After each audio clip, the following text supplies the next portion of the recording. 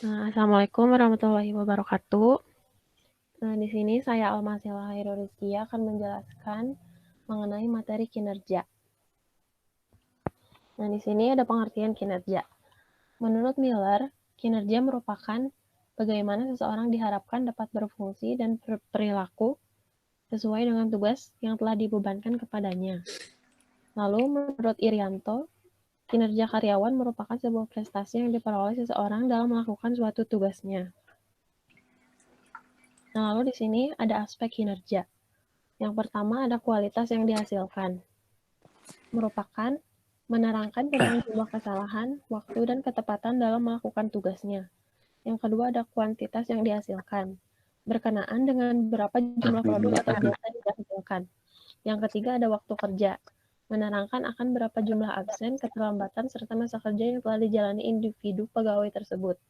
Yang keempat ada kerjasama.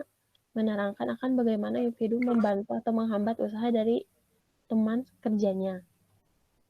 Lalu ada budaya organisasi. Di sini dikatakan bahwa terdapat hubungan yang erat antara kinerja perorangan dengan lembaga atau organisasi. Jadi misalkan kalau kinerja individunya bagus, maka kerja organisasinya juga akan bagus. Lalu organisasi itu didirikan sebagai wadah untuk mencapai suatu tujuan yang telah ditetapkan. Lalu wadah itu diisi oleh manusia atau individu-individu yang mencerminkan perilaku dalam menjalankan tugasnya. Jadi, peranan manusia adalah mutlak dalam meningkatkan kinerja organisasi. Lalu ada hal-hal yang perlu diperhatikan. Di sini adalah bagaimana mengorganisasikan berbagai kegiatan dan memobilisasi atau mengalokasikan para karyawan yang ada di dalam organisasi. Yang kedua adalah bagaimana mengelola para karyawan organisasi secara efektif agar tujuan organisasinya dapat tercapai disertai dengan efisiensi yang tinggi.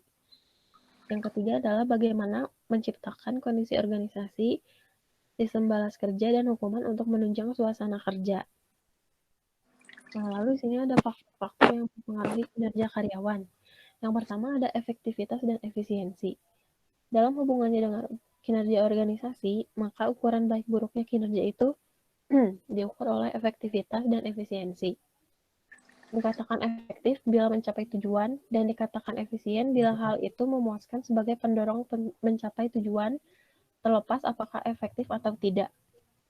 Lalu yang kedua adalah otoritas dan tanggung jawab. Dalam organisasi yang baik, wewenang dan tanggung jawab telah didelegasikan dengan baik tanpa adanya tumpang tindih tugas. Lalu ada disiplin. Secara umum, disiplin menunjukkan suatu kondisi atau sikap hormat yang ada pada diri karyawan terhadap peraturan atau ketetapan dalam perusahaan. Kak. Lalu ada inisiatif. Kak. Inisiatif seseorang berkaitan dengan daya pikir, kreativitas dalam membentuk ide untuk merencanakan sesuatu yang berkaitan dengan tujuan organisasi. Tahu. Lalu ada penilaian kinerja. Di sini, perusahaan sebagai suatu organisasi mempunyai tujuan, yakni untuk memperoleh keuntungan. Organisasi perusahaan hidup karena aktivitas yang dilakukan oleh para karyawannya. Maka, penilaiannya itu dilakukan sesuai dengan unit kerja yang terdapat di dalam organisasi perusahaan. Maka masing-masing unit itu akan dinilai kinerjanya agar kinerja sumber daya manusia yang terdapat dalam unit dapat dinilai secara objektif. Lalu ada 6 kinerja primer untuk mengukur kinerja menurut Bernardin dan Russell. Itu ada quality, tingkat sejauh mana proses atau hasil pelaksanaan kegiatan mendekati kesempurnaan atau mendekati tujuan yang diharapkan. Lalu ada quantity, merupakan jumlah yang dihasilkan. Ada timeliness, merupakan sejauh mana suatu kegiatan diselesaikan pada waktu yang dikehendaki. Lalu ada cost effectiveness, merupakan tingkat sejauh mana penggunaan sumber daya organisasi. Lalu ada need for supervision. Di sini merupakan tingkat sejauh mana seorang pekerja dapat melaksanakan suatu fungsi pekerjaan tanpa memerlukan pengawasan seorang supervisor. Lalu ada interpersonal impact. Di sini merupakan tingkat sejauh mana pegawai memelihara harga diri, nama baik, dan kerjasama di antara rekan kerja dan bawahannya. Lalu ada standar pengukuran prestasi kerja yang dikemukakan oleh Lopez. Ada 7, yaitu ada kuantitas kerja, kualitas kerja, pengetahuan tentang pekerjaan, pendapat atau pernyataan yang disampaikan, lalu ada keputusan yang diambil, perencanaan kerja, dan ada daerah organisasi kerja. Lalu menurut Dessler,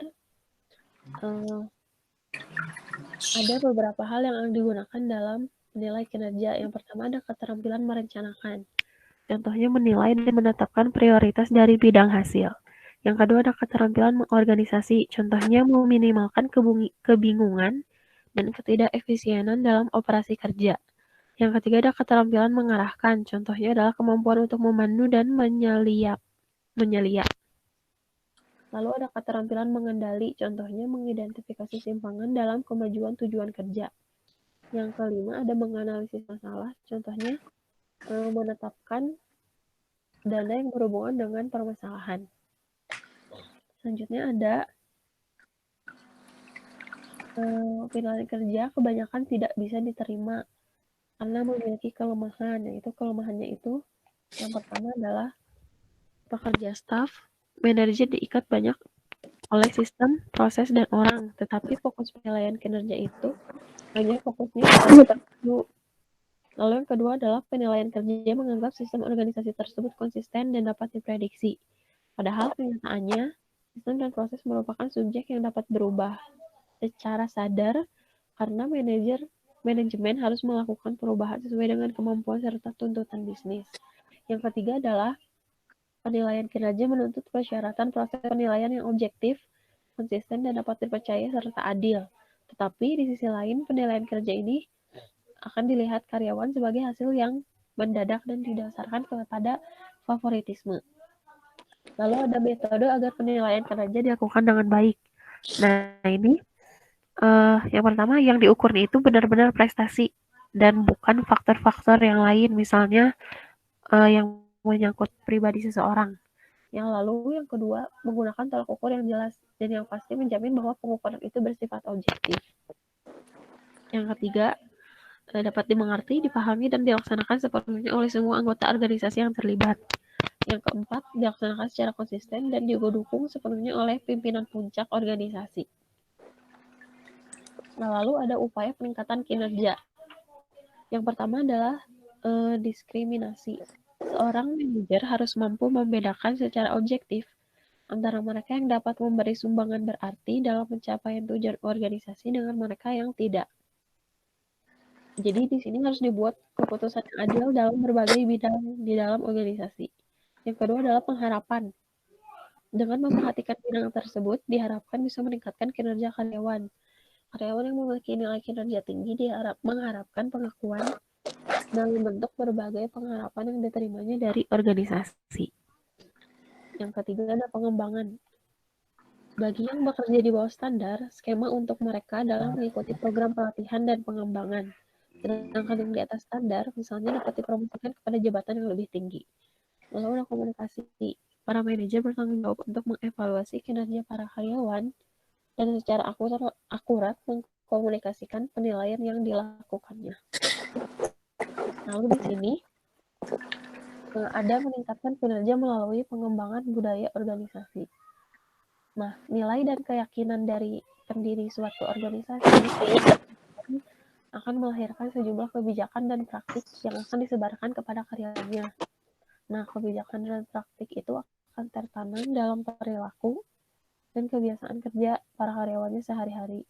Lalu perusahaan yang mengombinasikan nilai keyakinan, kebijakan praktik, dan atau keduanya akan menunjukkan keberhasilan yang terlihat dari budaya organisasi yang memiliki sifat keterlibatan, konsistensi, adaptasi, dan penghayatan misi. Nah, lalu sini ada indikator dari keterlibatan. Ada pemberdayaan, orientasi tim, pengembangan kemampuan. Lalu, perusahaan yang konsistensinya menanamkan kepercayaan, nilai, dan simbol.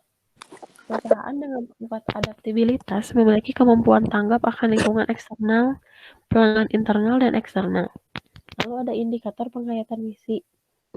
Ada arah dan intensi, strategi yang jelas, tujuan, sasaran, dan pemahaman visi. Lalu ada pengaruh kinerja terhadap efektivitas organisasi. Gilbert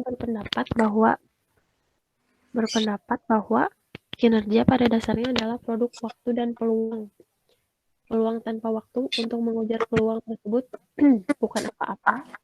Waktu yang tidak kita miliki tidak memberikan peluang, bahkan tidak memiliki lebih sedikit nilai. Lalu menurut Schermerhorn, dia mengartikan bahwa kinerja itu sama dengan produktivitas. Artinya, kinerja dalam organisasi itu dapat dikatakan berhasil apabila efektivitas dalam organisasinya dapat diwujudkan. Nah, ini ada efektivitas organisasi itu dipengaruhi oleh berbagai variabel. Variabel berpengaruh terhadap efektivitas melalui perilaku manusia yang terdiri dari dua garis besar. Yang pertama ada dari dalam diri manusia itu sendiri, seperti kebutuhan, kemampuan, dan watak, minat, persepsi, peran. Lalu ada dari luar diri manusia seperti teknologi, struktur, kemampuan, dan motivasi. Efektivitas dipandang sebagai kemampuan organisasi yang berhasil memadukan teknologi, struktur, dan karakteristik pribadi dengan faktor-faktor sosial menjadi selaras dan berorientasi tujuan. Sekian presentasi dari saya. Wassalamualaikum warahmatullahi wabarakatuh.